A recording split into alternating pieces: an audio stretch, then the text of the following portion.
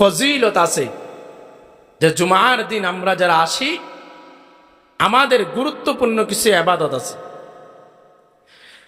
বিশ্বনবী মুহাম্মদুর রাসূলুল্লাহ সাল্লাল্লাহু আলাইহি ওয়াসাল্লাম বলে, আমার উম্মতেরা শোনো, যখন জুমার দিন আজান দেয়, কোনো বান্দা যদি জুমার নামাজের ইবাদত করার জন্য যত আগে সে মসজিদে যাবে, সর্বপ্রথম যে বান্দারা যাবে যে আমি মসজিদের সকলের আগে যাব, এই জুমার দিন যদি সবার আগে সে মসজিদের মধ্যে আসতে পারে, আল্লাহ রাব্বুল আলামিন তার আমল নামার মধ্যে একটা উট কুরবানির সওয়াব দান করে দেয়। জুমার দিন যদি আগে আসে, শুধু একজন না, যতজন আসবে সকলকে, যতজন আসে, আল্লাহর কাছে কোনো কমতি আছে? আল্লাহর ধন ভাণ্ডারের কোনো অভাব আছে? কোনো অভাব নেই, কোনো কমতি নেই। যত বান্দাই আজানের আগে বা আজানের পর পর সাথে সাথে মসজিদে চলে আসে আর এই নিয়ত করে যে আমি মসজিদে যে জুমার নামাজ আদায় করব এবং মসজিদের ভিতরে আইসা মসজিদের নামাজের কাতারে দাঁড়ায় যাবে বা বৈশা যাবে, জুমার নিয়তে সর্বপ্রথম তার আমল নামায় একটা উট কুরবানির সওয়াব দেওয়া হয়।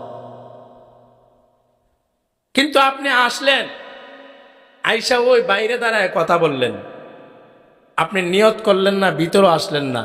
আসছেন কিন্তু প্রথম, আসছেন কি প্রথম, কিন্তু আপনি সামনে আসলেন না, বাহিরে ঘুরলেন।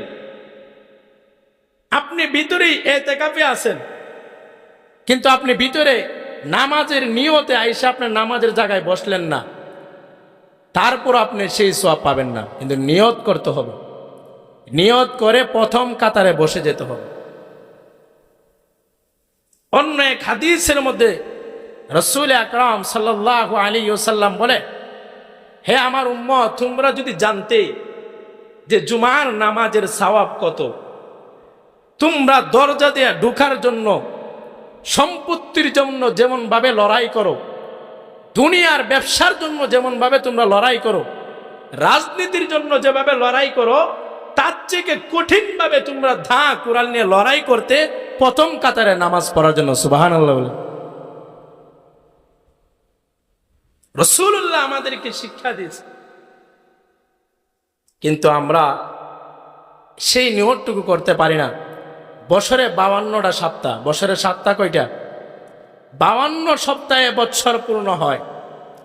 আপনি যদি মসজিদে প্রথম অংশেই চলে আসতেন, তাহলে আপনি 52টা উট কুরবানির সওয়াব আপনার আমল নামায় দেওয়া হতো। আরে 52টা না নিতে পারি, বছরে তো 2-3টা নেওয়ার দরকার আছে না? নেই? বছরে 2-3টা নেওয়ার দরকার আছে না? জুমার দিনে যারা আমল করবে, প্রথম অংশে আসবে, জুমার দিনকে যারা গুরুত্ব দিবে, যার কাছে জুমার গুরুত্ব যত, তার দাম আল্লাহর কাছে তত। সুবহানাল্লাহ বলবেন না? যার কাছে জুমার দিনের নামাজ যত গুরুত্ব, তার দাম আল্লাহর কাছে তত গুরুত্ব। যার কাছে জুমার নামাজ একবারে নিম্ন স্তরে, আল্লাহর কাছে তার দামও নিম্ন স্তরে। তা আমরা জুমার নামাজকে আমাদের জীবনের থেকেও বেশি ভালোবাসতে চাই, ঠিক না বেঠিক? আমাদের জীবনের থেকে বেশি ভালোবাসতে হবে আল্লাহর ইবাদতকে। আপনি আল্লাহর ইবাদতকে যত ভালোবাসবেন, আল্লাহ তত আপনাকে ভালোবাসবে। আপনার ভিতরে যেই পরিমাণ মসজিদের প্রতি ভালোবাসা, সেই পরিমাণ আল্লাহর কাছে আপনার গুরুত্ব। আল্লাহর ইবাদতের প্রতি আপনার যেই ভালোবাসা, আল্লাহর কাছে আপনার সেই পরিমাণ আপনার প্রতি আল্লাহর ভালোবাসা। আল্লাহর মসজিদ, আল্লাহর কোরআন, আল্লাহর নামাজ, আল্লাহর জিকির, আল্লাহর ইবাদত থেকে আপনি যত দূরে, আল্লাহর কাছ থেকেও আপনি তত দূরে। আল্লাহর কাছ থেকেও কি আপনি দূরে? আর মসজিদ, নামাজ, জিকির, কোরআন, তাসবিহ, তাহলিল যত গুরুত্ব আপনার কাছে বেশি, আল্লাহর কাছে আপনার দামও তত বেশি। যেমন বুঝবেন, আপনার বিবির আপনার কাছে যত দাম, শ্বশুর বাড়ির মধ্যে তত আপনার দাম। আপনি যত বিবিকে ভালোবাসবেন, আপনার বিবিকে যত মহব্বত করবেন, তত আপনার শ্বশুর বাড়িতে মহব্বত বেশি। আপনি যদি আপনার বিবিকে টর্চারিং করেন, আপনার বিবিকে যদি আপনি হাত তুলেন, মারামারি করেন, শ্বশুর বাড়িতে গেলে ফুলাবাদ দিব, হ্যাঁ, মুরগের রুশ দিব। আর যদি আদর করে যান, শাশুড়ি 24 ঘন্টা ব্যস্ত থাকবো, জামাই কখন নাস্তা খাবে, কখন দেশি মুরগি দিব, কখন আপনাকে দেশি মাছ দিবে, কিভাবে আপ্যায়ন করা যায়, সেই কাজে শুধু ব্যস্ত থাকবে। আর যদি দেখে যে না, আমার মেয়ের সঙ্গে তার আচরণ ভালো না, তার শাশুড়ির কাছে জামাইরও কোনো দাম নেই। ঠিক তদ্রূপ ভাবে আল্লাহর মসজিদ, আল্লাহর এবাদত, জুমার দিন নামাজ, জিকির, এইগুলা আপনার কাছে যত গুরুত্ব, আল্লাহর কাছে আপনার তত গুরুত্ব। তো জুমার দিনের কিছু আমল আছে, যে আমল যারা জুমার দিনকে প্রাধান্য দেয়, আল্লাহ তাদেরকে 4টা পুরস্কার দেয়। কয়টা পুরস্কার? এই 4টা পুরস্কার আমি বলি, আবার দেখেন তো এগুলো আপনাদের দরকার আছে না নেই, আপনাদের প্রয়োজন আছে কিনা আপনারা দেখেন। আর শোনার আগে এগুনকে আছে, আগে শুনে লো। 4টা পুরস্কার দিবে যারা জুমার নামাজকে, আল্লাহর ঘর মসজিদ, জুমার নামাজ, 5 ওয়াক্ত নামাজ, জিকির, তাসবিহ, তাহলিল, কোরআনকে, আল্লাহর রসুলকে সম্মান দিবে, আল্লাহ তাদেরকে 4টা পুরস্কার দিবে। কয়টা পুরস্কার? 1 নাম্বার 1, আল্লাহ তাকে হেদায়েত দান করবে। সুবহানাল্লাহ বলে। আমাদের হেদায়েতের দরকার আছে না নেই? আমাদের সবাইয়ের হেদায়েতের দরকার আছে না নেই? আল্লাহ ইচ্ছা করলে তো আমার হিন্দুর ঘরে জন্ম দিতে পারতেন, খ্রিস্টানের ঘরে জন্ম দিতে পারতেন, আল্লাহ ইচ্ছা করলে বুদ্ধের ঘরে জন্ম দিতে পারতেন, আল্লাহ ইচ্ছা করলে আমাকে একটা ইহুদির ঘরে জন্ম দিতে পারতেন, আল্লাহ ইচ্ছা করলে আমাকে গরু, ছাগল, বেড়া, মহিষও বানাইতে পারতেন। ঠিক না বেটি? কিন্তু আমাকে উত্তম জাতি, উত্তম মানুষ আমাকে বানাইছে, বানায় আবার আল্লাহ বলে তাকে আমি হেদায়েত দিলাম। সুবহানাল্লাহ। দেখেন, রসুলের জমানার মানুষ আমাদের থেকে দামি, আবার আমাদের থেকে নিকৃষ্ট, আমাদের থেকে দামি, আবার আমাদের থেকে নিকৃষ্ট। কেন বললাম? হাদিসের মধ্যে আছে, রাসূল সাল্লাল্লাহু আলাইহি ওয়াসাল্লামের শুধু দেখা যে সওয়াবটা, সাহাবায়ে কেরাম খালি দেখছে, ঈমান অবস্থায় খালি 2 চোখ দিয়া দেখছে, এই দেখার সওয়াব যদি 1 পাল্লায় রাখা হয়, তামাম পৃথিবীর মানুষের ইবাদত 1 পাল্লায় রাখলেও সাহাবায়ে কেরামের রসুলের চেহারা মুবারক দেখার সওয়াবের সমানও আমাদের পৃথিবীর সমস্ত মানুষের ইবাদত হবে না। সুবহানাল্লাহ বলবেন না? তাহলে বোঝা গেল সাহাবায়ে কেরাম আমার থেকে দামি না কম দামি? আমাদের থেকে দামি না অনুত্তম? তারা অনেক দামি, তাদের কোনো সীমা নেই, যাদের ব্যাপারে আল্লাহ তাআলা নিজে বলেছেন, রাদিয়াল্লাহু আনহুম ওয়া রাদু আন, যালিকা লিমান খাশিয়া রাব্বা। ও পয়গম্বর, আপনি যাদের প্রতি খুশি হয়েছেন, আমি আল্লাহ তাদের প্রতি রাজি আর খুশি। সুবহানাল্লাহ। কারণ তারা হেদায়েত পেয়েছে। কি পেয়েছে? আরো জোরে বলেন, তারা কি পেয়েছে? হেদায়েত পেয়েছে। তাদের সঙ্গে মানুষ একই বিছানায় বসছে, একই মজলিসে বসছে, একই প্লেটে খাইছে, কিন্তু আবু জাহেল হেদায়েত পাই নাই। আবু জাহেল কি পাই নাই? হেদায়েত পাই নাই। অথচ রাসূলের জমানার মানুষ রাসূলকে স্বচক্ষে দেখেছে, রাসূলকে নিজে কুলে নিয়েছে, ভাতিজা বলে বলে জীবন ভর সার জিন্দেগি কাটাইছে। অথচ আবু জাহেল কি পাই নাই? হেদায়েত পাওয়াটা কি মনে করেন আপনারা? হ্যাঁ, অত্যন্ত দামি একটা সম্পদ। হেদায়েত পাওয়াটা অত্যন্ত দামি একটা সম্পদ। যে আবু বকর, যে উমর আর আবু জাহেল, দুজনের নাম ছিল উমর। দুজনের নাম কি? হযরত উমর বিন খাত্তাব, মানে খাত্তাবের ছেলে উমর, আর উমর বিন হিসাম, মানে হিসামের ছেলে উমর।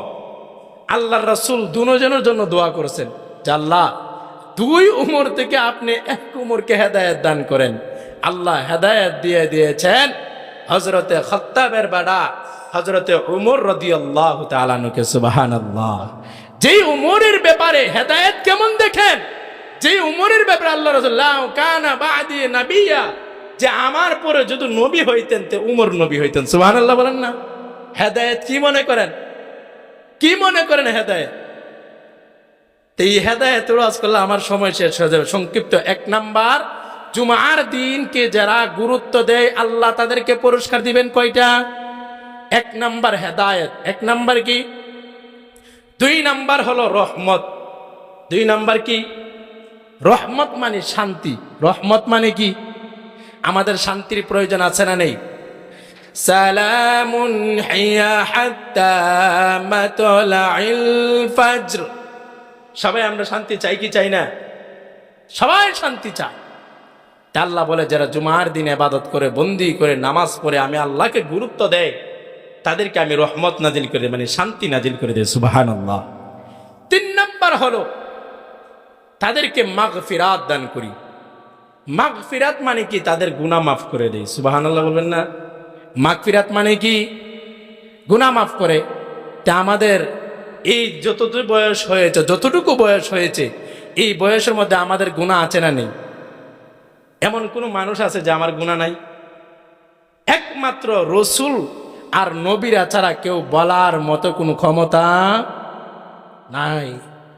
যারা দুনিয়াতে জান্নাতের সার্টিফিকেট পেয়েছেন, আশারে মুবাশশিরা 10 জন।